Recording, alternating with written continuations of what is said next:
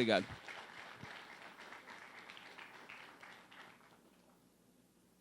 Bom, queria agradecer pela apresentação, pelo convite, também ao Fernando, ao Alexandre, pela recepção aí.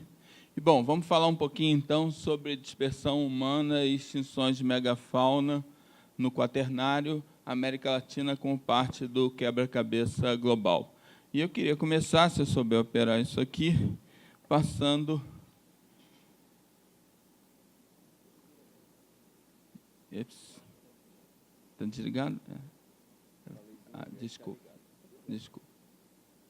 Então, queria começar com o Alfred Russel Wallace. Todos vocês ouviram falar dele, co-descobridor com Darwin da seleção natural. Em 1876, o Wallace escreveu: nós vivemos num mundo biologicamente empobrecido, do qual todos os maiores, as mais ferozes e as mais estranhas formas desapareceram recentemente.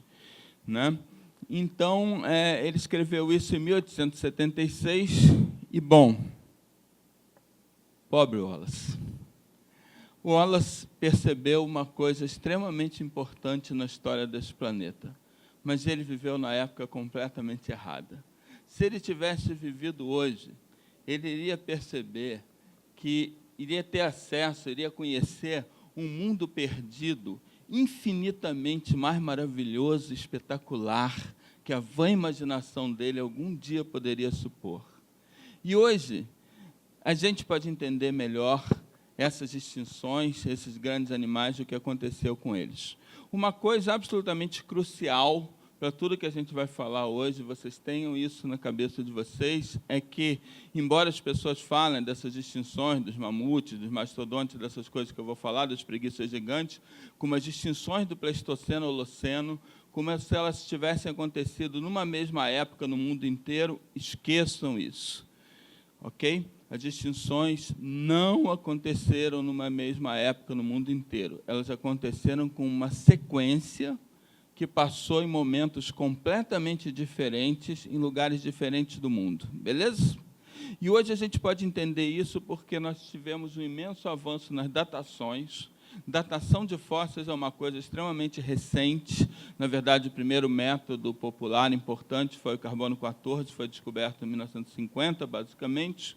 E, recentemente, você tem outros avanços, como outros métodos. O alcance do carbono 14 no passado foi estendido por Accelerator Mass Spectrometry e outros métodos atuais, como termoluminescência óptica e séries de urânio. Então, hoje em dia, nós tivemos um imenso progresso nas datações, e eu vou convidar vocês para ir comigo numa viagem imaginária no tempo e no espaço, seguindo as extinções à medida que elas aconteceram em cada parte do mundo nos últimos 50 mil anos. Então, as extinções, essas extinções que a gente fala, começaram na Austrália, há cerca de 50 mil anos atrás. Sempre que vocês virem Ka lá, é quiloano, tá certo? É 1000 anos. Então, na Austrália, as extinções ocorreram entre cerca de 50 e 40 mil anos atrás, com um pico por volta de 46 mil anos atrás. Na Austrália, você perdeu uma coleção de coisas absolutamente espetaculares. Então, você perdeu uma família inteira, na verdade, uma subfamília Stenurine, de cangurus gigantescos de focinho curto. Você perdeu Diprotodon, só não estou conseguindo usar o apontador. Consegui, mas está meio errático. Mas ali no canto superior direito, vocês estão vendo o Diprotodon, que é um hipopótamo marsupial, de 2,5 toneladas, com direito a filhote na bolsa, como qualquer marsupial que se preze. Vocês estão falando de hipopótamo marsupial de 2,5 toneladas. Você perdeu o Phallocestes, que era uma anta marsupial, como se fosse uma anta marsupial, e Thylacoleo, sim, um grande felídeo marsupial, do tamanho de um leopardo, e muito mais espetacular que qualquer coisa que vocês já viram. Esqueçam aquele genérico azul do Avatar. Esse bicho tinha uns dentes carnaciais, uns dentes aqui com uma forma como se fosse de umas lâminas. Nunca houve nada parecido, né, com os premolares, com umas gigantescas lâminas de faca, né? E vocês sabem da Tasmânia, aquela ilha ao sul da Austrália. Na Tasmânia, as extinções aconteceram um pouco depois da Austrália continental. Mantenham as datas na cabeça de vocês, que as datas são essenciais. As extinções ocorreram um pouquinho depois da Austrália continental, cerca de 41 mil anos atrás, e vitimaram, naturalmente, uma fauna muito parecida e também várias grandes équidnas. Hoje em dia, a gente fala que monotremados, esse grupo dos mamíferos que põem ovos, só tem 3 ou 4 espécies de ornitorrinco e équidnas. Isso, há 50 mil anos atrás, de maneira nenhuma era verdadeiro. 50 mil anos atrás, você tinha uma quantidade bem razoável de espécies de monotremados, especialmente équidnas muito maiores que as atuais. Bom, e aí a gente vai para a Europa, e se você, nessa época, fosse na Europa, você ia encontrar uma Europa com elefantes, rinocerontes e leões. Você ia encontrar uma Europa com mamutes, que eram grandes elefantes, rinocerontes lanudos e leões das cavernas. Todos esses bichos eram bichos europeus, nativos da Europa, né? E, na Europa, essas extinções foram mais espalhadas no tempo, com 2 pulsos claramente distintos. Os bichos da região do Mediterrâneo, os bichos de baixas latitudes, foram extintos há 40 mil anos atrás, 30 mil anos atrás, 20 e tantos mil anos atrás, 25 mil anos atrás, os bichos de regiões mais quentes. Os bichos de regiões mais frias sobreviveram até muito depois, e foram extintos quase todos entre 14 e 9 mil anos atrás, sendo que Megaloceros foi um retardatário. Megaloceros é o chamado alce irlandês, que não era alce nem irlandês, mas que era um cervídeo gigantesco com 3,5 metros de galhada, que sobreviveu nos Montes Urais até cerca de 7.700 anos atrás. Beleza? Ok. Na América do Norte, as extinções foram comparativamente rápidas em relação à maioria dos outros lugares, entre 13.200 e 12 mil anos. Repara que a gente tem um vício, quando a gente olha um intervalo de tempo longe da gente no passado, a gente tende a achar que esse intervalo, por exemplo, um intervalo de 1.000 e poucos anos foi curto. Então, você diz, os bichos se extinguiram entre 41 mil anos e 40 mil anos atrás, você diz, caramba, como a extinção foi rápida. Na nossa escala de tempo, 1.200 anos não é nada tão rápido assim, tá certo? Mas, em comparação com os outros continentes, as extinções na América do Norte foram relativamente rápidas.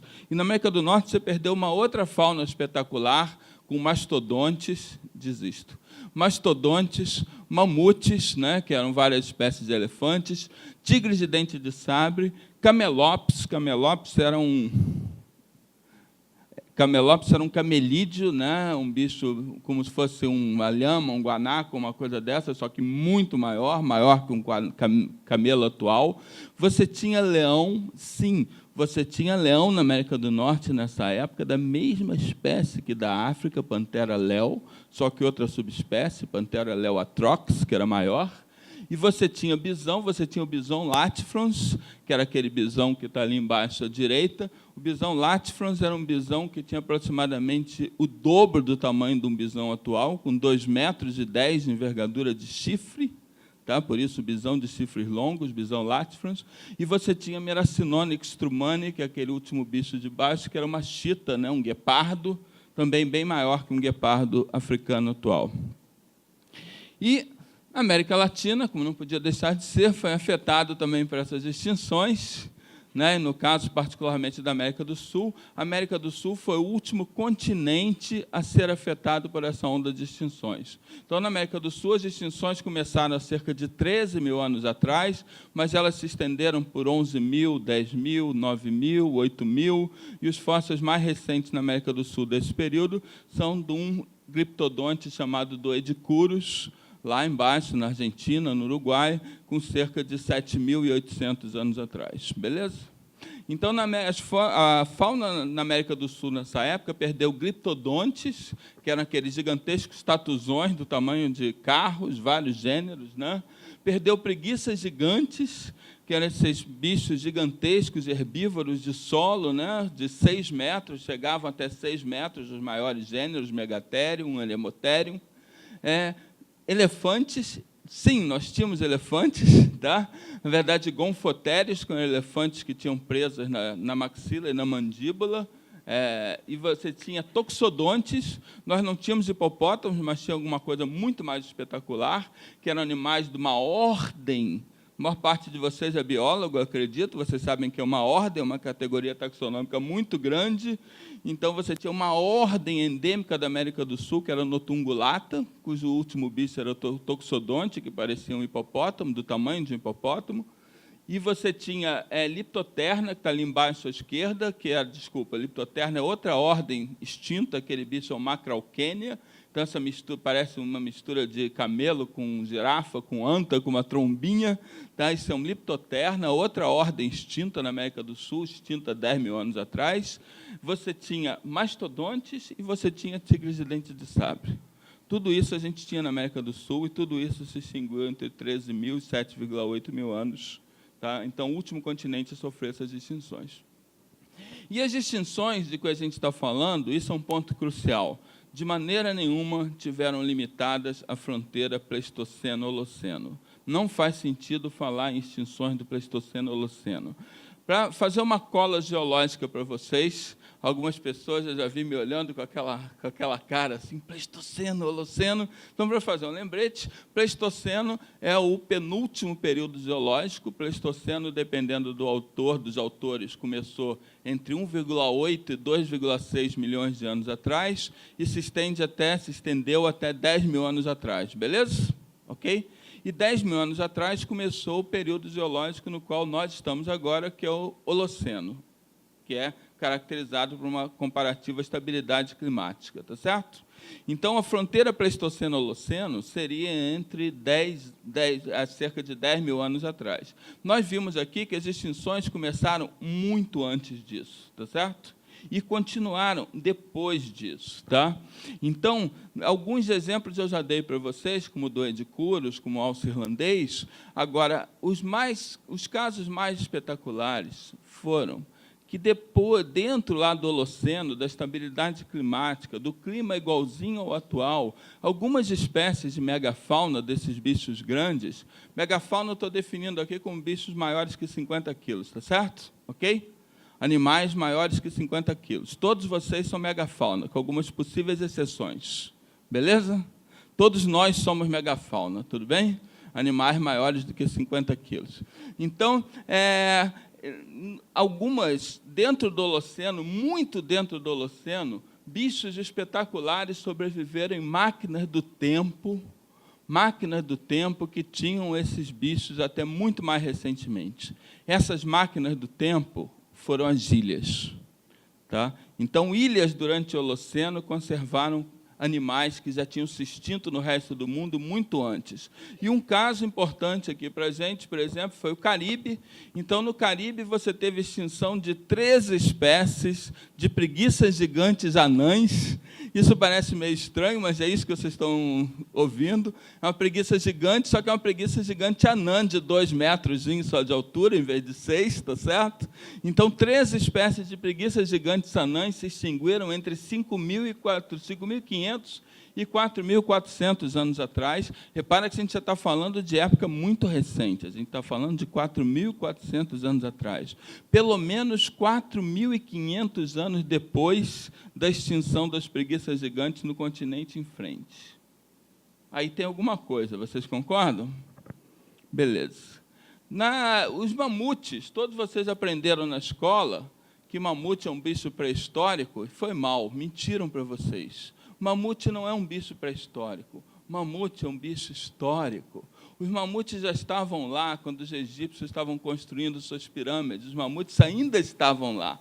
Estavam em Wrangell e St. Paul. St. Paul é uma ilha perto do Alasca, ali embaixo, a seta azul de baixo, e Wrangell é a seta azul de cima, é uma ilha no ao norte da Sibéria, perto do Círculo Polar Ártico. Vocês estão vendo a foto ali à direita, embaixo, um dos climas mais hostis do mundo, com menos 60 no inverno, ventos de extrema intensidade. Eu consegui até achar uma foto de um mamute descabelado pelo vento, para mostrar para vocês. E, nesse lugar, os mamutes passaram por toda a glaciação, por todos os problemas climáticos e foram desaparecer bem no meio do Holoceno há 4.000 anos atrás. Em Wrangell, em St. Paul, há 5.000 anos atrás. E durante muitos anos eu pensei, durante anos e anos eu pensei que essas coisas eram excepcionais, que a sobrevivência tardia desses mamutes em Wrangell e St. Paul era excepcional. Excepcional o Songo de Pitibiriba. Se você olhar para o Mediterrâneo, você tinha elefantes no Mediterrâneo, no Holoceno, em 20 ilhas. Elefantes no Mediterrâneo de 5 espécies de 2 gêneros. Elefas, Paleoloxodon e mamutos, né, que é o gênero do mamute, se extinguiram em mais de 20 ilhas do Mediterrâneo. Nesse desenho que vocês estão vendo de baixo, cada um dos pontinhos pretos, grandes e pequenos, é uma ilha onde foram encontrados fósseis de elefantes do Holoceno. Cada ilha daquelas, tá certo? Os últimos desses fósseis, os mais recentes, são datados de 4.000 anos atrás. É muito recente. Vocês sabiam disso? Sabiam que até 4.000 anos atrás, esses elefantes todos do Mediterrâneo eram todos pigmeus. Então, você tinha o menor deles, provavelmente, era o da Sicília, Elephas falconeri, que tem o fóssil ali embaixo, que era um elefante cujo adulto chegava a 90 centímetros de altura. Já pensou que coisa querida? Um elefante cujo adulto chegava a 90 centímetros de altura, né? Comparado ali com uma pessoa. E vocês, não sei se vocês gostam da arte egípcia, mas vocês já repararam esse detalhe na arte egípcia? Vocês já repararam que as pinturas egípcias representam elefantes coexistindo com as pessoas, elefantes pigmeus, em pinturas em que você tem todos os outros animais desenhados com seus tamanhos corretos? Por que os elefantes, só eles não estariam desenhados com seus tamanhos corretos? Na verdade, é muito claro, os egípcios conheceram elefantes pigmeus, certamente através de contatos comerciais com povos do Mediterrâneo, que tinham elefantes pigmeus em suas ilhas. Tá certo? Vocês aprenderam isso quando vocês aprenderam história? Pô, vocês não aprenderam isso? Não está nos livros de história? Mas é ainda mais espetacular. Ainda muito mais espetacular. No século XVII, Madagascar teve um governador francês, era colônia francesa, e teve um governador francês chamado Étienne de Flacourt. E o Étienne de Flacourt escreveu um livro espetacular chamado A História da Grande Ilha de Madagascar. E hoje, como qualquer coisa, você pega o Google e você consegue PDF da História da Grande Ilha de Madagascar, gratuito. E eu, obviamente, quando eu ouvi falar do que o Flacourt falava nesse livro, eu, obviamente, fui conseguir o PDF e tive uma tremenda decepção, consegui o PDF, e daí? 700 páginas, escrito à mão, em francês arcaico. Como é que eu vou achar alguma coisa dentro do troço desse? Felizmente, eu tinha um amigo da Guiana Francesa, o Benoit, e o Benoit achou as coisas para mim, de modo que cabe um agradecimento a ele. Flacourt, nesse livro, descreve o tretré-tretré. E o tretré-tretré, pela descrição da cabeça e das mãos, é um primata, do mesmo tamanho que uma pessoa, que ele viu claramente uma cabeça de primata e mãos de primata. Ele viu esse bicho vivo no século XVII. E esse bicho se encaixa perfeitamente com a descrição de Megaladaps eduardice. Megaladaps eduardice era o último dos grandes lêmures gigantes de chão extintos de Madagascar. Madagascar teve uma dúzia de espécies de lêmures gigantes de chão. Vocês sabem lêmures do filme Madagascar, aqueles bichos de árvore que chegam a 8 quilos, olhe lá. Você está falando de Megaladaps, um bicho de 80 quilos. Um lêmur gigante de chão de 80 quilos, do tamanho de uma pessoa. E você tem fósseis de Megaladaps datados de 700, 800 anos. Não, tão recentes quanto isso. Não é nada inverossímil que alguns Megaladaps ainda estivessem vivos há 400 anos atrás e Flacourt realmente tivesse visto um. Tá certo? E se vocês querem mais, você tem fósseis de Arqueoindres, que é um lêmur gigante de chão extinto há um pouco mais tempo, há cerca de 2.000 anos atrás, que tinha 200 quilos. Tá certo? Então, você tinha um lemo gigante de chão de 200 quilos extinto há 2.000 anos atrás. Tem alguma coisa aí. E Flacourt também descreve, deve ter visto, a gigantesca ave-elefante, que é a maior ave que já viveu na história, 500 quilos de peso. E quando os colonizadores europeus chegaram a Madagascar tinha praias inteiras coalhadas de cascas de ovos de ave-elefante quebrados, e ovos de ave-elefante continuam sendo achados até hoje como fósseis muito recentes, datados de 600 anos, 1.000 e poucos anos, fósseis muito recentes, e são do tamanho de uma bola de futebol, que vocês estão vendo ali. Ok? Então, esse monstro também era muito comum em Madagascar até poucas centenas de anos, assim como três espécies de hipopótamos pigmeus. Mas, se vocês acham que tudo isso é espetacular, vocês não viram a Nova Zelândia. Porque na Nova Zelândia você tinha aquela fauna dos moas. Os moas, vocês ouviram falar, eram aves não voadoras também, como a ave-elefante, um pouco menos corpulentas como a ave-elefante, mas mais altas. As maiores moas chegavam a 3 metros de altura, eram quase uma dúzia de espécies, e você tinha a maior águia que se tem notícia na história do planeta, até muito recentemente. Uma águia perto da qual uma arpia pareceria uma anã. Essa águia era Harpagornis morei. Tá? Harpagornis morei, extinta há 500 anos atrás, 600 anos atrás. Todas as espécies de moa, a dúzia de espécies de moa, e Harpagornis morei, que é a única razão que você consegue imaginar de ter uma águia desse tamanho na Nova Zelândia, que ela certamente era predadora de moa, numa ilha que nunca teve mamíferos nativos, vocês estão me acompanhando? Imagina um moa, por maior que fosse, não podia se defender contra o impacto de uma águia de 3 metros de envergadura, com as garras na frente do pescoço. Certamente era um predador de moa e desapareceu depois do desaparecimento das suas presas. Tá certo? Bom, você teve várias outras ondas de extinção no passado geológico. Vocês estão acompanhando bastante bem o tempo é crucial. Então, a gente está falando de extinções acontecidas há poucos milhares ou poucas centenas de anos atrás. Vocês se lembram que há 65 milhões de anos atrás houve uma grande onda de extinção que extinguiu os dinossauros e muitos outros animais, e plantas, gimnospermas e foraminíferos, que eram invertebrados marinhos, e dinossauros, há 65 milhões de anos atrás, que foi a segunda maior no tempo geológico, porque a maior foi do Permiano-Triássico, há 200 e poucos milhões de anos atrás, que extinguiu 96% a 98% de todas as espécies vivas na Terra na época. Né? Então, você teve essas grandes ondas de extinção, e qualquer uma delas, inclusive eu acabei de falar dos dinossauros do Cretáceo Terciário, qualquer uma delas extinguiu bichos grandes e pequenos, animais e plantas. Essa onda de extinção é completamente diferente. Para começar, ela só extinguiu os bichos grandes, tá certo? Não os pequenos. Ok? Você se lembra do que o Wallace falou lá atrás? All the hugest forms, todas as maiores formas desapareceram.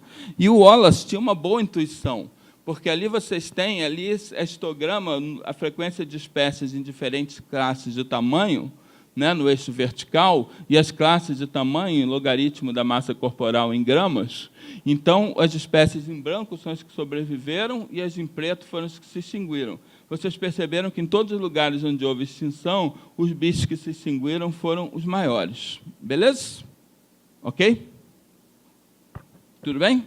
Então, a onda de extinção afetou as espécies grandes.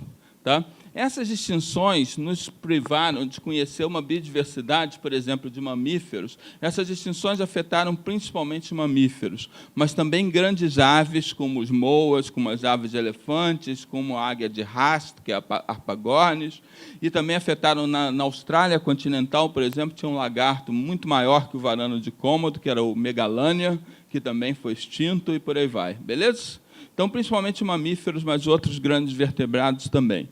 E Por exemplo, em mamíferos, essas extinções nos privaram de conhecer uma biodiversidade espantosamente mais rica que a atual. Há 50 mil anos atrás, havia cerca de 150 gêneros de megafauna de mamíferos, ou seja, 150 gêneros com peso corporal maior do que 50 quilos. Nessas extinções, se extinguiram 97 desses gêneros. Ou seja, essas extinções nos privaram de conhecer praticamente 2/3 de todos os mamíferos de grande porte que havia no mundo. Okay?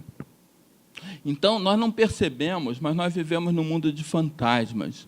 Nós achamos como é maravilhosa a biodiversidade de bichos grandes da África e do sul da Ásia, e pensamos, pô, como é fantástica essas faunas, e a gente não faz a menor ideia que em todo lugar do mundo, exceto a Antártida, em todos os continentes do mundo, havia faunas tão ricas quanto essas.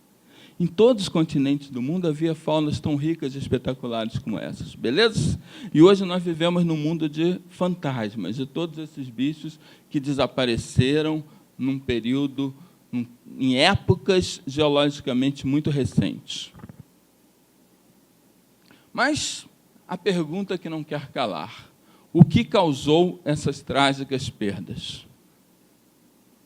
Bom, uma explicação para as chamadas extinções do Pleistoceno-Holoceno, entre aspas, é que elas teriam sido causadas por mudanças climáticas.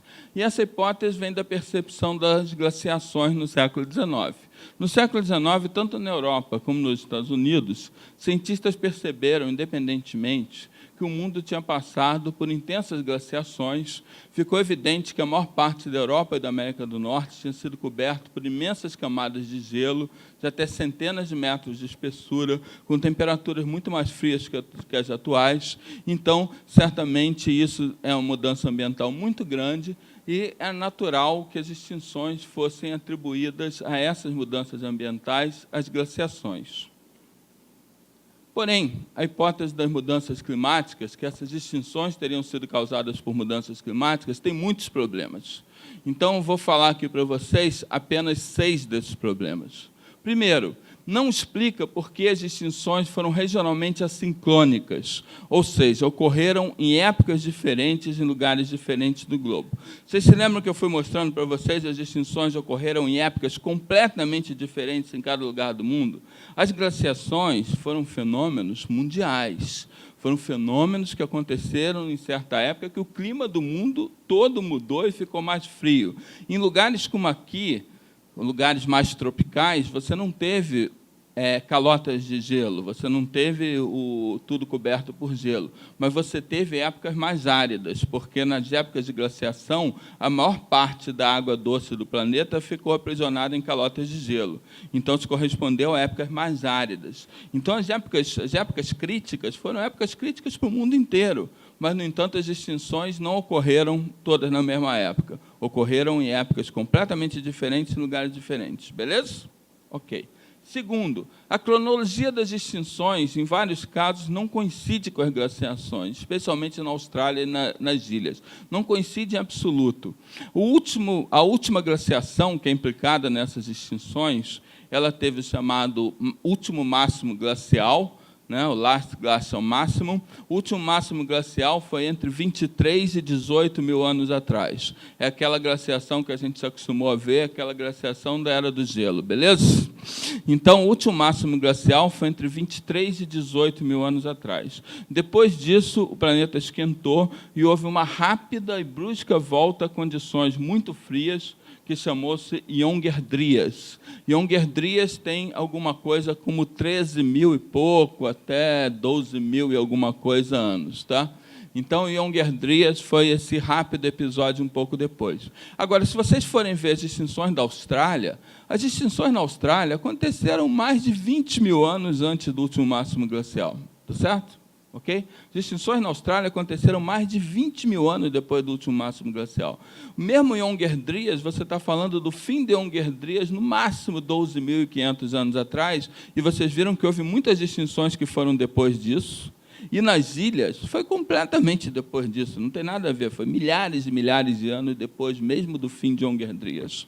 Ok? Então, a cronologia das extinções, em muitos casos, simplesmente não bate com as glaciações.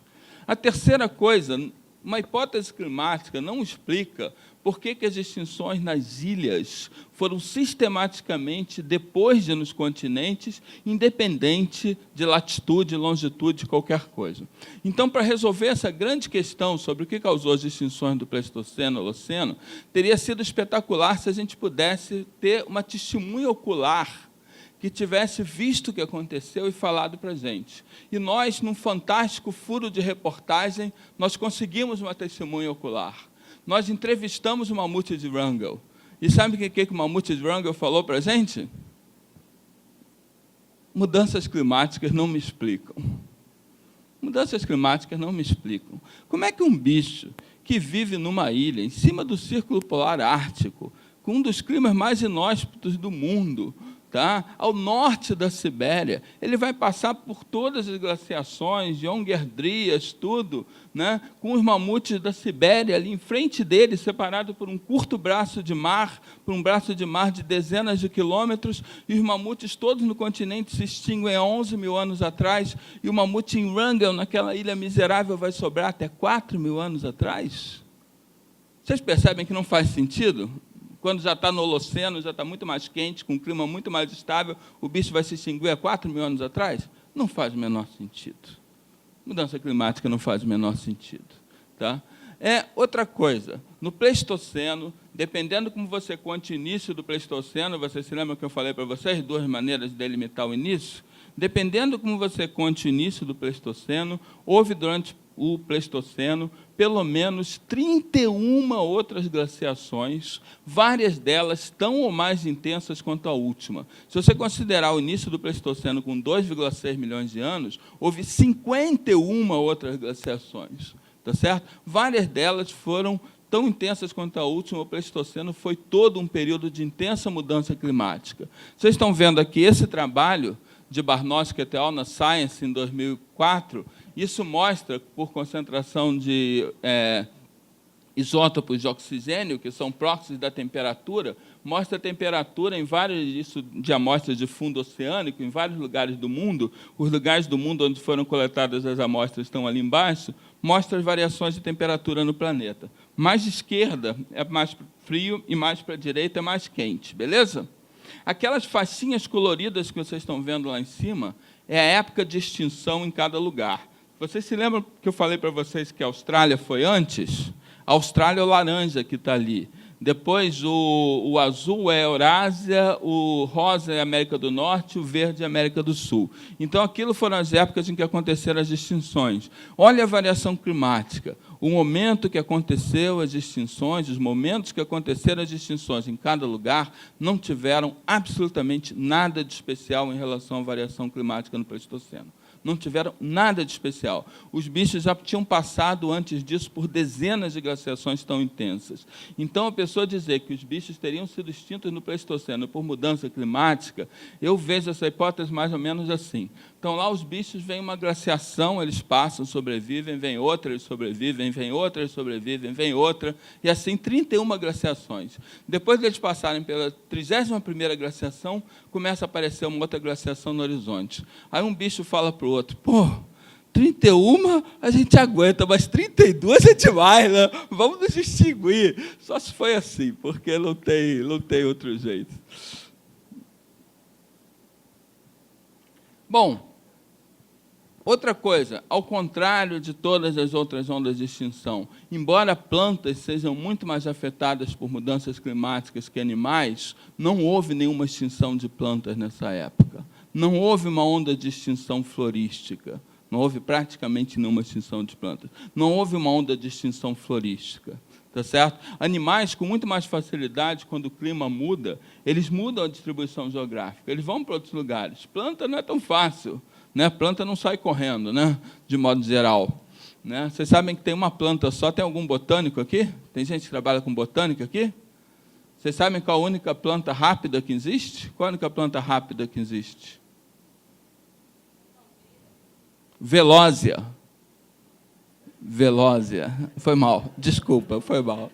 Mas, bom, fora isso, elas não se movem, elas não saem correndo, tá certo?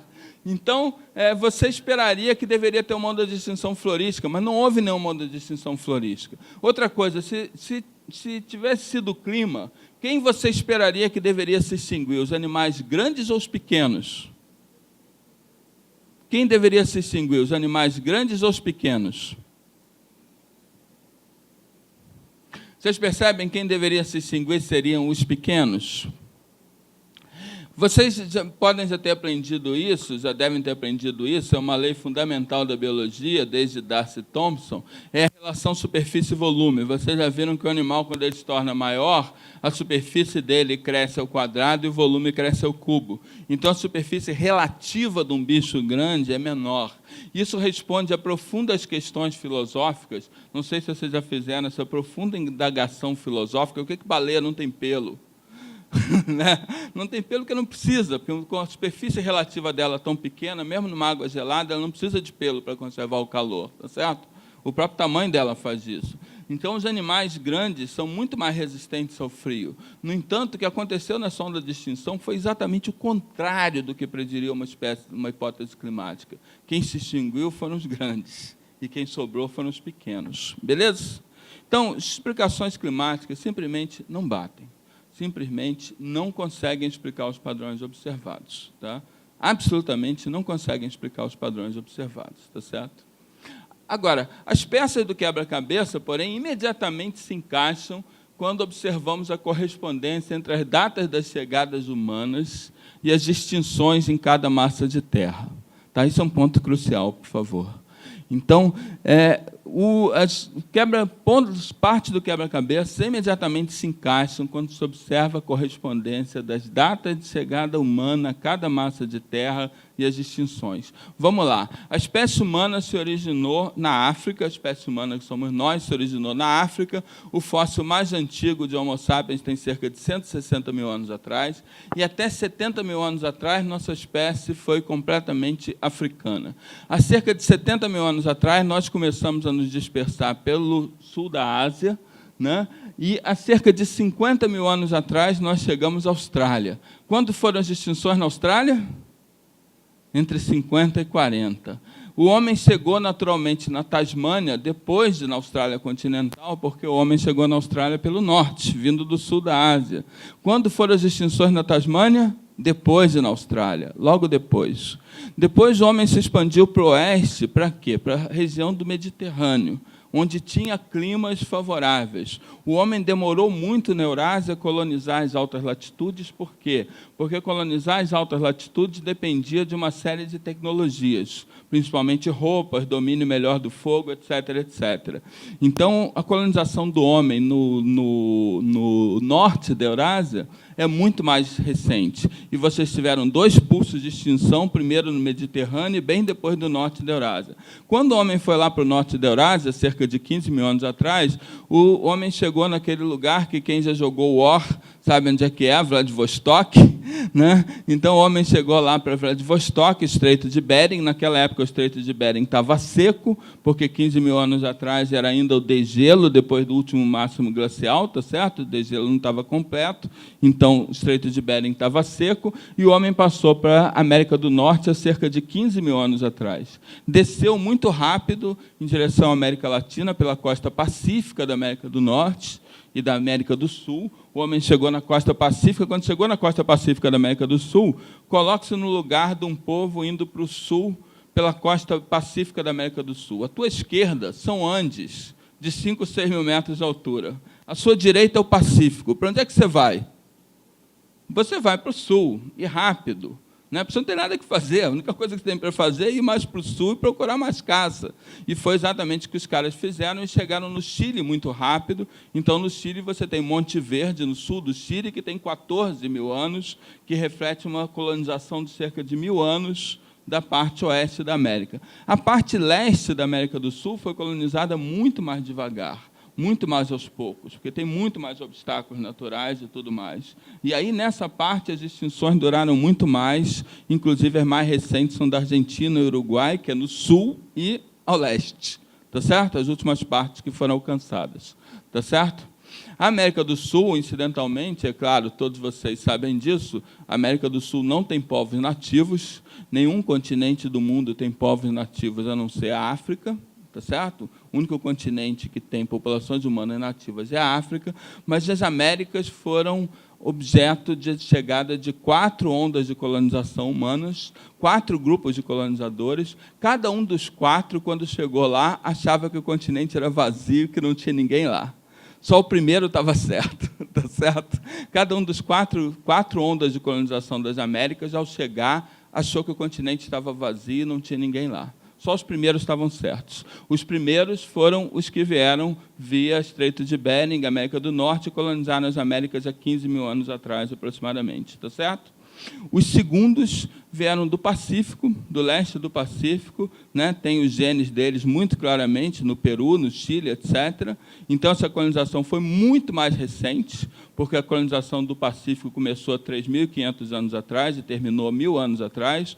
Então, essa onda de colonização que vem do Pacífico tem 1.000 e poucos anos, as extinções certamente já tinham acontecido quando ele chegou. E a terceira onda de colonização das Américas foram os vikings. Hoje em dia, vocês estão acompanhando isso claramente, já não é mais uma coisa que seja uma hipótese maluca. Você tem estábulos vikings no Canadá, você tem fazendas vikings no Canadá, você tem igreja viking no Canadá. Então, tudo isso já foi descoberto. Então, hoje em dia, isso é absolutamente incontestável, que por volta de 1100, alguma coisa assim, os vikings colonizaram Groenlândia e Canadá, né, a costa leste da América do Norte. Essa foi a terceira onda de colonização, e a quarta foi a de Colombo, Cabral, essa turma aí, que, como os anteriores, como os vikings chegaram na América do Norte e ficaram muito surpresos ao descobrir que tinha gente lá, o Colombo também, e por aí vai. Mas foram apenas 4 ondas de colonização. Beleza? Ok? Beleza. Tudo bem. E aí, então, as ilhas. Por que as extinções foram mais tarde? Por que as extinções foram mais tarde nas ilhas?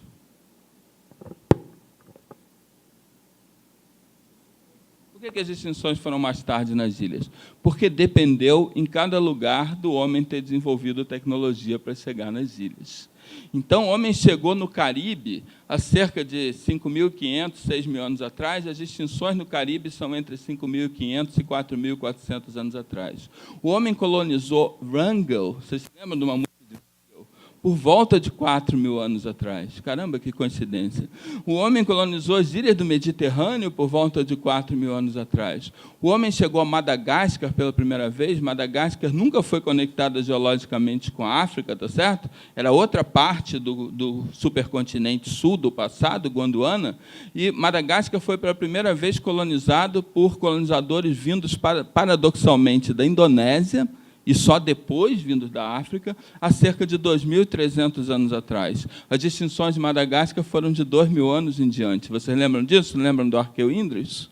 Tá certo? E a Nova Zelândia? A Nova Zelândia foi a última grande massa de terra a ser alcançada pelo homem, por uma tribo polinésia chamada Maori, há cerca de 900 anos atrás. E as extinções na Nova Zelândia foram entre 900 e 600 anos atrás. Ok?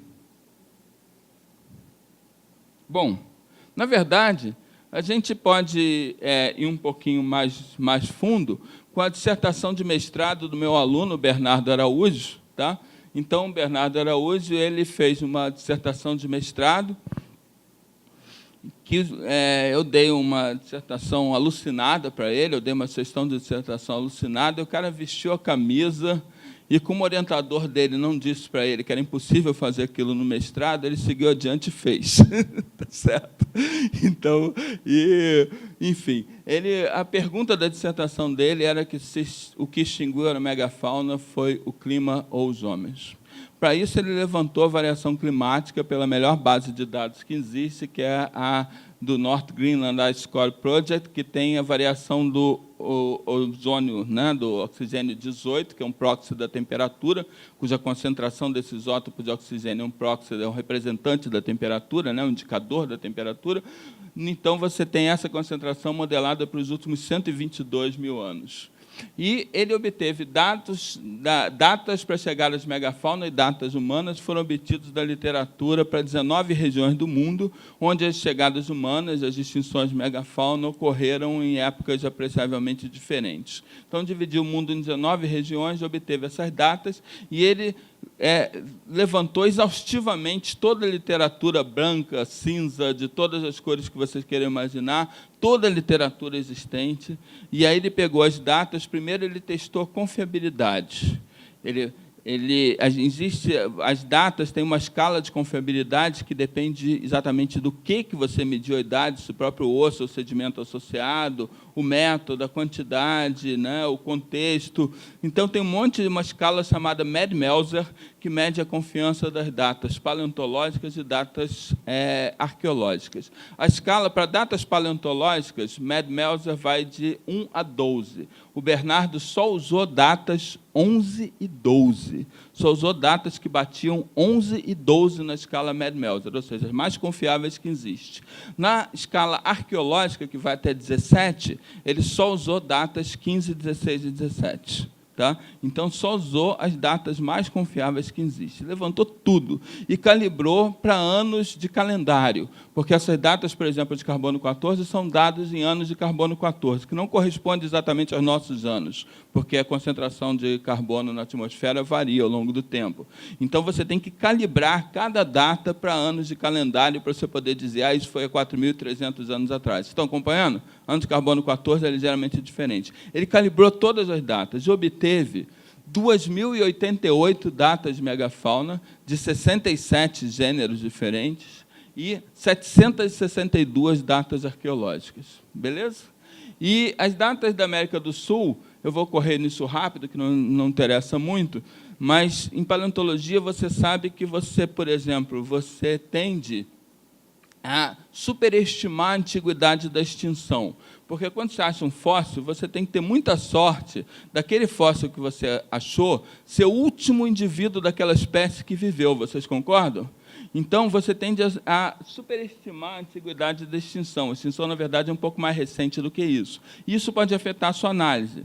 Então, o que o Bernardo fez? Pegou um lugar que tinha melhor amostra num lugar só, do hemisfério sul, na verdade, que era a Cueva del Milodon, em Chile, que tinha 27 amostras de uma preguiça gigante chamada Milodon no mesmo lugar, e fez uma técnica chamada bootstrapping, de subamostragem, e sorteou os dados ao acaso dentro desses 27, para ver o seguinte: se eu tivesse só 5 preguiças gigantes ao acaso, em vez de 27, por quanto eu teria superestimado a data de extinção? Vocês estão me acompanhando?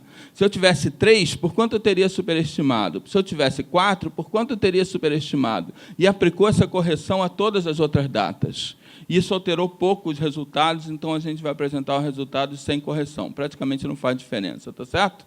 Mas foi testada a correção para esse efeito de Signor-Lipps, que é a superestimativa da extinção e a subestimativa da antiguidade da chegada humana, pela mesma razão, por razões amostrais. Então, mostrando para vocês rapidamente os dados do Bernardo, vocês vão ver uma animação, então vai aparecer em cima cada continente, cada região do mundo, na verdade, e cada gênero que está sendo analisado, vai aparecer a variação climática no fundo. Vocês vão ver uma linha tracejada vermelha vertical que marca a chegada humana naquela região do mundo, tá certo? Ok? Então, é isso aqui que vocês estão vendo. E aquele pontinho preto que vocês estão vendo é a última data conhecida de cada animal, tá certo? De cada gênero. Ali é a variação climática e o vermelho é a chegada humana. Vocês percebem que o pontinho preto insiste em ficar incomodamente perto da linha vermelha. Vocês perceberam isso? Fora a Eurásia, que a situação é um pouco menos bem definida, em qualquer outro continente, o pontinho preto insiste em ficar incomodamente perto da linha que marca o momento da nossa chegada. Tá certo? Ok? Isso, para mim, é da série Uma Imagem Vale 1 Milhão de Palavras. Tá certo? Ok?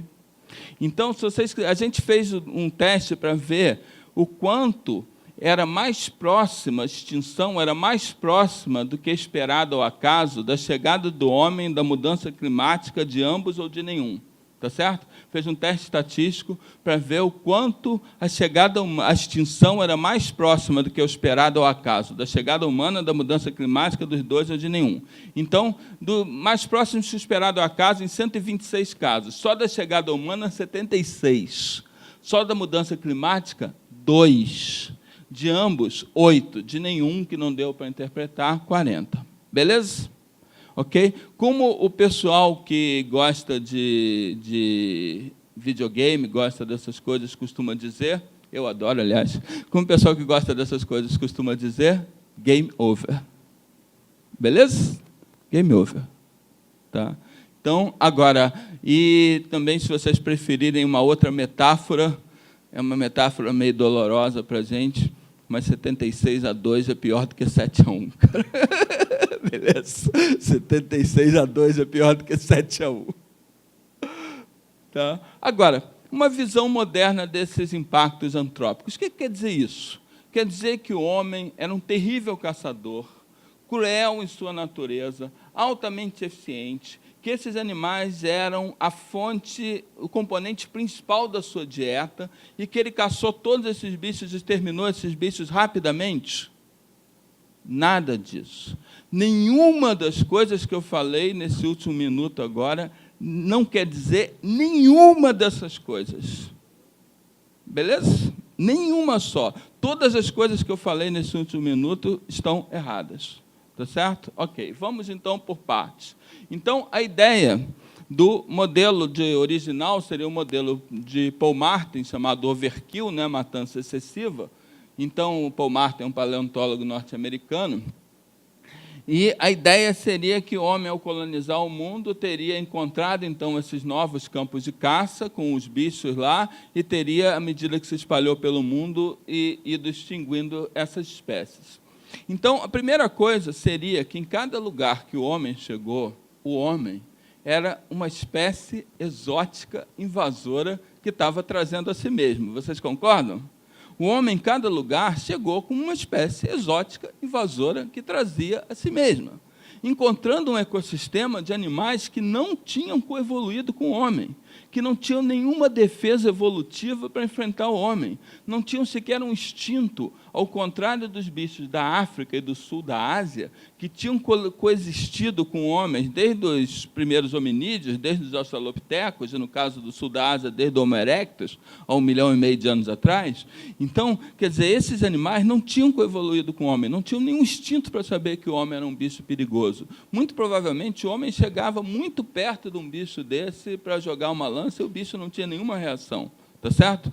Como foi demonstrado depois, quando você tem registros escritos, quando você tem a história das descobertas, isso cansou de ser demonstrado em dezenas de exemplos de bichos em ilhas que foram encontrados depois, que não tinham tido contato com o homem e que eram extremamente fáceis de matar. Bom, aí o homem chegou e foi caçando esses bichos, colocando em contexto.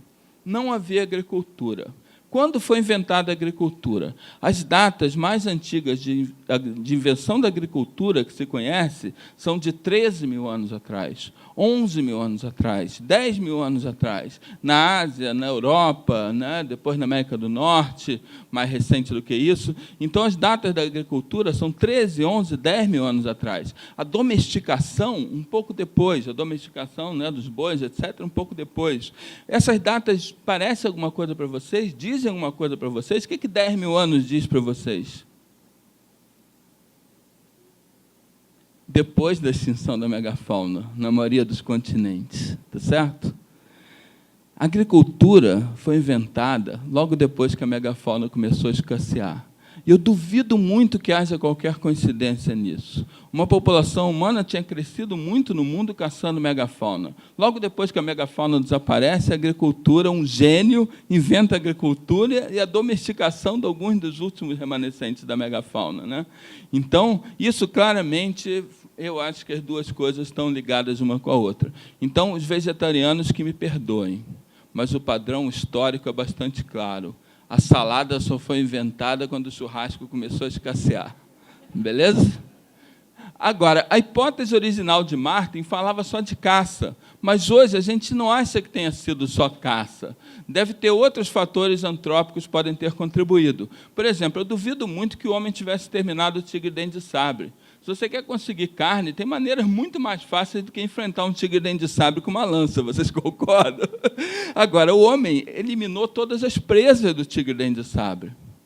Vocês percebem? Então, muitos bichos foram exterminados indiretamente, porque a gente acabou com as presas deles, ou porque a gente acabou com o habitat deles. Então, por exemplo, o fogo foi extensivamente usado para caça, é extensivamente usado para caça na Austrália até hoje pelos aborígenes, é usado o tempo todo para caça pelos aborígenes, e todos os continentes que você chega, você tem um aumento brutal da frequência de carvão no solo depois da chegada do homem. O fogo, certamente, foi muito utilizado para caça e depois com a agricultura para mudança ambiental. Tá? E outra coisa, depois espécies exóticas. Depois o homem, quando teve domesticação, quando foi associado com cachorro, gato, etc., o homem levou um monte de espécies exóticas para outros lugares. Né? Então, na verdade, tem vários efeitos aí. Agora, a Blitzkrieg foi rápido? Vocês acham que 1.200 anos é rápido? 1.200 é rápido, sim. A América do Norte é o mais rápido de todos. Agora, na América do Sul, isso demorou 5.000 anos. Na Austrália, demorou 10.000 anos. Então, de maneira nenhuma, foi rápido. Eu não acredito em Blitzkrieg, eu não acredito em guerra relâmpago, que o homem foi exterminando o bicho lá. Vocês percebem que 5.000 anos é toda uma gigantesca história que a gente não conhece? Não foi o homem que chegou lá e matando megafauna rapidamente e acabou com tudo. Não. Existiu uma longa história em cada continente de coexistência do homem com a megafauna, da qual a megafauna eventualmente saiu perdedora. Vocês percebem? Vocês se lembram na América do Sul? Primeiras extinções há 13.000 anos atrás, últimas extinções há 7.800 anos atrás? Beleza? Então, houve essa longa história, o que as pessoas chamam de Sitzkrieg, né? Caçadores terríveis? Não necessariamente. Esse é um ponto crucial. O homem, de maneira nenhuma, precisava usar prioritariamente carne e nem sequer ser um caçador eficiente para extinguir essas espécies. Por quê? Porque quem se extinguiu? Bichos grandes. O que tem bichos grandes? Ecologicamente, o que tem bichos grandes?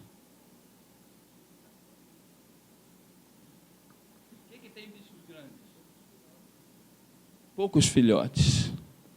Poucos filhotes. Bichos grandes têm baixa fecundidade. A fecundidade é inversamente correlacionada com o tamanho corporal. Bichos grandes têm baixo tamanho populacional e baixa fecundidade. Bichos grandes são mais frágeis ecologicamente. Quem a gente extinguiu? Os bichos mais frágeis ecologicamente. Tá certo? O ponto, guardem isso, que isso é um ponto central. O ponto sobre as extinções do quaternário, o ponto crucial, não é a intensidade da caça, mas a fragilidade dos caçados. Tá certo? Ok? Beleza? Vocês percebem que é muito mais fácil matar uma barata que um elefante. Mas se vocês quiserem extinguir a espécie, é muito mais fácil você extinguir os elefantes do que as baratas. Beleza? Bom, então, e a coisa também não cabe... A gente pode pensar, será que cabe condenação moral? Será que a gente pode olhar para esses nossos ancestrais lá atrás e pensar por que eles não foram previdentes? Por que eles extinguiram a megafauna? Por que eles não souberam conservar a megafauna? Cabe uma condenação moral? Eu acho que absolutamente não cabe condenação moral. E por quê? Coloque-se no lugar de um caçador, de uma tribo dessas. Os caras vão descendo, colonizando a América do Sul, vindo do norte. Aí eles chegam e vão em direção a novos campos de caça. Se acham um campo de caça vazio, caçam. Se tem um grupo humano ali, qual seria a alternativa? Ou você guerreia por aquele território, ou você continua mais para o sul procurando outros campos de caça. Você concorda? Isso vai acontecendo por 5.000 anos. As pessoas vão descendo ao longo do continente por 5.000 anos, procurando novos campos de caça e descendo, acabando com a megafauna, não sei o quê, coisa e tal. Sobra um bolsão aqui ou ali atrás, Milodon até mais tarde, Doedicurus até mais tarde, como esperado, alguns bichos que vão sobreviver mais tarde em algum lugar. Você chega, vai descendo, vai descendo, vai descendo, chega um momento que chegam na Terra do Fogo. Aí, quando chegam na Terra do Fogo, os caras, epa, o mundo acabou. Vocês percebem? Como você poderia esperar que fossem previdentes povos que sequer sabiam que o mundo tinha fim? Vocês já pensaram nisso? Como você poderia esperar que fossem previdentes povos que sequer sabiam que o mundo tinha fim? Algum dia eles chegaram lá e o mundo tinha fim, mas como eles iam saber disso? Então, não cabe a gente nenhuma condenação moral disso. Agora, O Wallace não sabia disso, mas os maiores, os mais ferozes, os que reproduziam menos. O tamanho corporal foi apenas uma variável correlacionada com baixa reprodução. Aquele gráfico ali de um trabalho do paleontólogo australiano Chris Johnson é espetacular, mostra a taxa reprodutiva dos bichos no eixo vertical e o tamanho corporal em logaritmo no eixo horizontal. Então, ele calculou a taxa reprodutiva dos bichos que se extinguiram e dos bichos que sobraram. Como ele calculou a taxa reprodutiva dos bichos que se extinguiram? Ele calculou dentro de vários grupos, ele usou grupos que tiveram espécies que se extinguiram, famílias que tiveram espécies que se extinguiram, mas nessa mesma família você tem espécies que sobreviveram. Por exemplo, ursos. Você teve o urso das cavernas na Europa, se extinguiu, mas sobraram vários ursos, tá certo? Ok? Felídeos, vários se extinguiram, mas vários sobraram. Artiodáctilos, sei lá, cervídeos, vários cervídeos se extinguiram, mas vários sobraram, e por aí vai.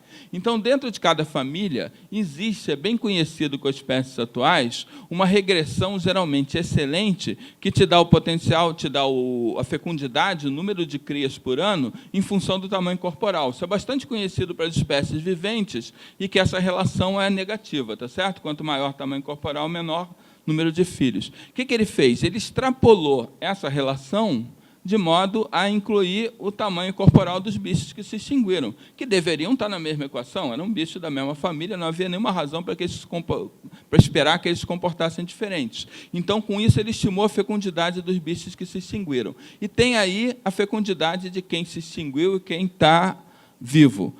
Esqueçam os quadrados pretos. Os quadrados pretos são, para cada família, a massa que representaria uma chance de extinção de 50%. Beleza, falei, esquece. Agora, o que nos interessa são as bolas brancas e as cruzes. As bolas brancas são as espécies que estão vivas, e as cruzes são as espécies que estão extintas. Aquela linha preta passa na altura de 1 no eixo vertical, que nada mais é do que um filhote por fêmea por ano. Então, vocês percebem que, praticamente, acima daquela linha, só tem praticamente bola branca. E atrás, praticamente, só tem cruz preta. Só tem cruz, vocês estão vendo? Então, o que isso quer dizer? Quem se extinguiu? Os bichos que tinham menos de um filhote por fêmea por ano, aproximadamente. Ok? De qualquer grupo taxonômico, qualquer coisa. Os bichos que se extinguiram foram aqueles que tinham menos de um filhote por fêmea por ano. Ou seja, os bichos com menor potencial reprodutivo, os bichos com menor capacidade de aguentar a caça. Ok? A pressão de caça. Então, os grandes animais, isso já foi calculado pelas densidades que eles tinham, densidades tão baixas de potenciais reprodutivos, que o homem poderia ter sido um caçador completamente medíocre, que um grupo de humanos, por exemplo, matasse 5 diprotodontes por ano, cada grupozinho na Austrália, em cada local, seria o suficiente para extinguir os diprotodontes. Não precisava ser nenhum grande caçador para isso. Bastava ser um caçador medíocre. O problema é que os bichos eram frágeis. Beleza? Não podiam aguentar esse tipo de pressão. Tá? Caça não precisava sequer ser a dieta principal dos homens para que tivesse sido extinta nessa época. Então, com tudo isso, e sendo nós uma espécie exótica, né, e a gente tendo da biologia da conservação tudo que a gente sabe de tantos efeitos desastrosos produzidos por espécies exóticas, e nós sendo predadores no sentido ecológico mesmo, de predar outras espécies, e eficientes, com inteligência, com armas, o nosso default, o nosso esperado, está errado. Por que alguém deveria esperar que o homem chegasse nesses lugares e não causasse estrago? Como é que vocês deveriam esperar que o homem chegasse nesses lugares e não causasse alterações ambientais, se tantas espécies com muito menos potencial do que nós para isso causaram? Na verdade, do ponto de vista de um ecólogo, não é absolutamente surpreendente que o homem tenha causado extinções. Seria extremamente surpreendente se não tivesse causado. Vocês percebem isso? Do ponto de vista de um ecólogo, não é absolutamente surpreendente que o homem tivesse causado extinções. Seria muito surpreendente se não tivesse causado. Beleza? A nossa expectativa que não tivesse causado é uma expectativa fundamentalmente ideológica, mas não é uma expectativa baseada em biológico. Bom, agora, não faz sentido você falar extinções do Pleistoceno-Holoceno. Por isso eu botei na palestra extinções do Quaternário, né? Então, influenciados pelo padrão da América do Norte e da Europa, extinções em 13.000 a 9.000 anos atrás, perto do início do Holoceno, muitos falam de extinções do final do Pleistoceno, Pleistoceno e Holoceno. Porém, como eu mostrei para vocês, uma visão mais nova e mais realística é que essas extinções são parte de um contínuo que começou muito antes dessa transição e que se extinguiu pelo Holoceno. Então, como vocês viram, houve algumas extinções no continente, já bem dentro do Holoceno e nas ilhas. E no Holoceno, você, por exemplo, esse mamífero, esse grande mamífero espetacular, o Civatherium, embora você não tenha fósseis dessa idade, é bem possível que ele tenha se extinto há 5.000 anos atrás, já no meio do Holoceno, porque você tem um anel de carruagem sumério em Kish, no Iraque, que representa perfeitamente, está ali à esquerda, a cabeça de um Civatherium com os chifres, etc. E, depois disso, representações de Civatherium também foram encontradas em arte rupestre na Argélia e na Índia. Então, a gente não tem fósseis desse bicho, mas é muito provável que as pessoas tenham coexistido com eles já no Holoceno. Assim como o auroque, que é o ancestral silvestre do boi doméstico.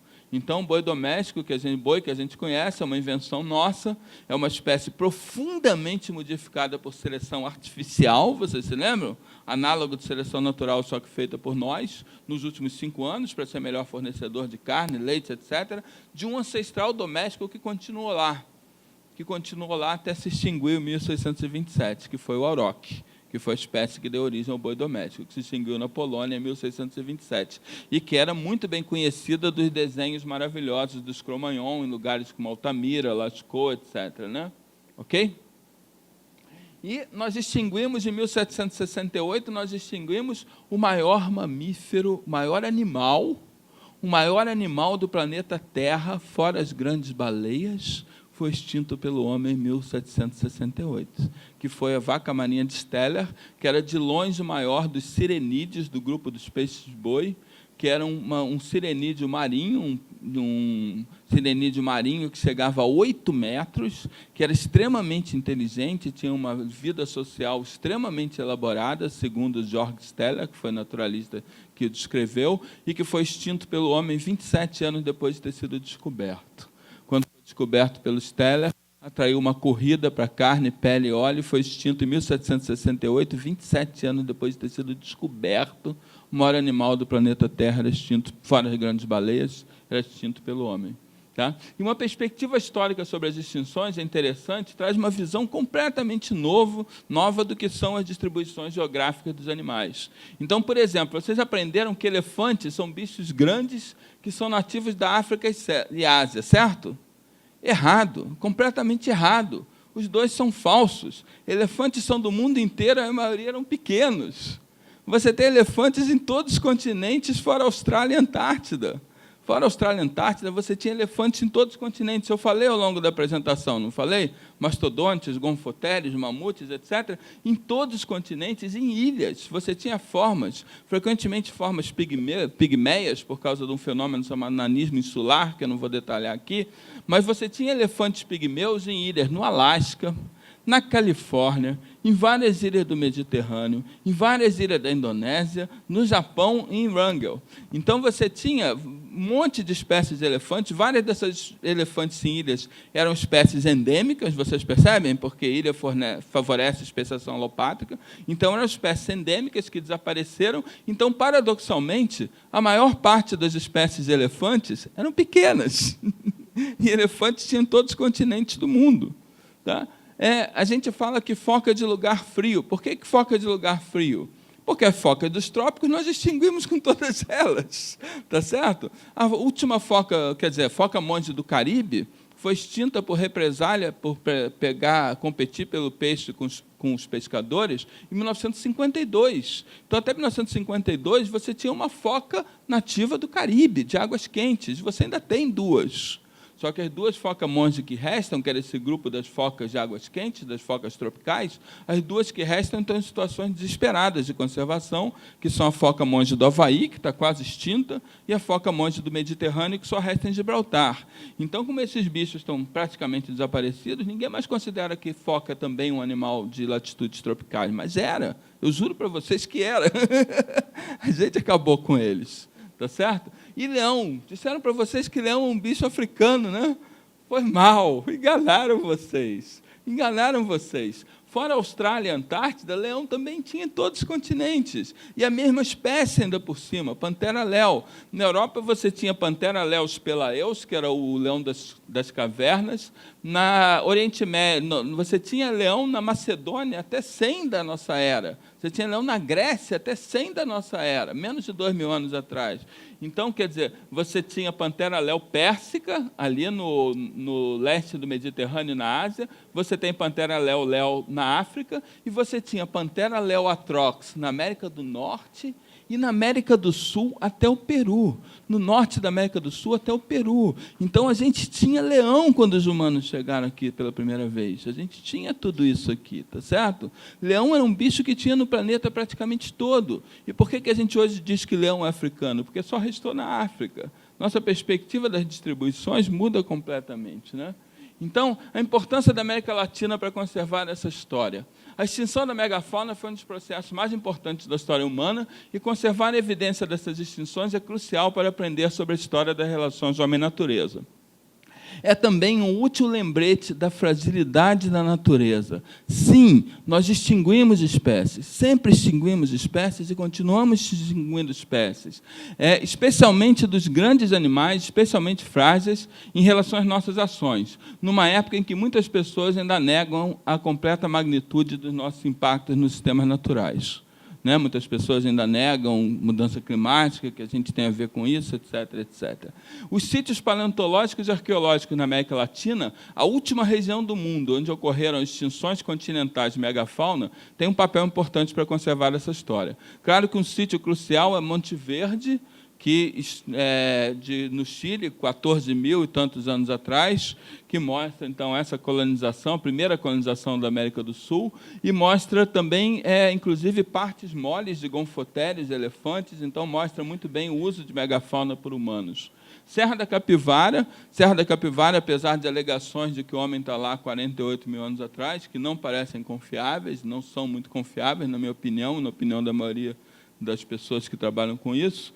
Isso não parece muito sólido, que eu acredite, o homem está na Serra da Capivara 9.000 anos atrás, mas, independente disso, você tem pinturas rupestres excelentes que mostram, por exemplo, isso que vocês estão vendo aí, muito claramente, é um homem e um gliptodonte. Vocês estão vendo? Pela forma da carapaça, da cabeça, isso é um gliptodonte. Isso é uma coisa que você tem vários na América do Norte, e você tem em Solutré, na França, gigantesco. Você tem uma coisa chamada kill sites, jump sites, que eram lugares em que os bichos eram dirigidos, provavelmente, por fogo, etc., para saltarem em abismos e serem consumidos lá embaixo. Então, na América do Norte, você tem vários jump sites dessa época, na França você tem Solutré, e isso aí, durante muitos anos, eu vi essa pintura da Serra da Capivara, e eu pensei, pô, o que esse cara está fazendo aí? Depois eu me pensei, pô, é tão óbvio, o cara está empurrando um gliptodonte. Os gliptodontes deveriam ser levados a situações em que mais fácil que você matar um gliptodonte com uma lança é você dar um empurrãozinho para ele rolar, né? Então, provavelmente, era uma técnica bastante eficiente.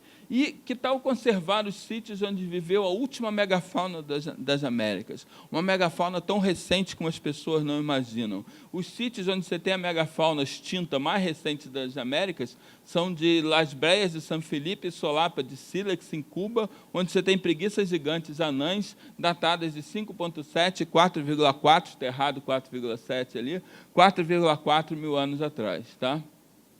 Então, praticamente não consegui imagem desses bichos cubanos, praticamente não existe. Os caras, nas publicações, eles não fazem muitas imagens, foi mal. Eu tive que reciclar a imagem, mas ecólogo é bom em reciclar coisa. Tá bom? Agora, e será que a gente está aprendendo tanto quanto a gente pode com os erros do passado? Continuam saindo trabalhos científicos, inclusive na Science, que estudam os fatores que levam espécies de mamíferos a terem mais risco de extinção. E todo mundo só faz isso com as espécies vivas atuais, com as categorias da IUCN. É como se o mundo biológico, a nossa relação com a fauna e com a natureza tivesse começado há 40 anos atrás. Não é.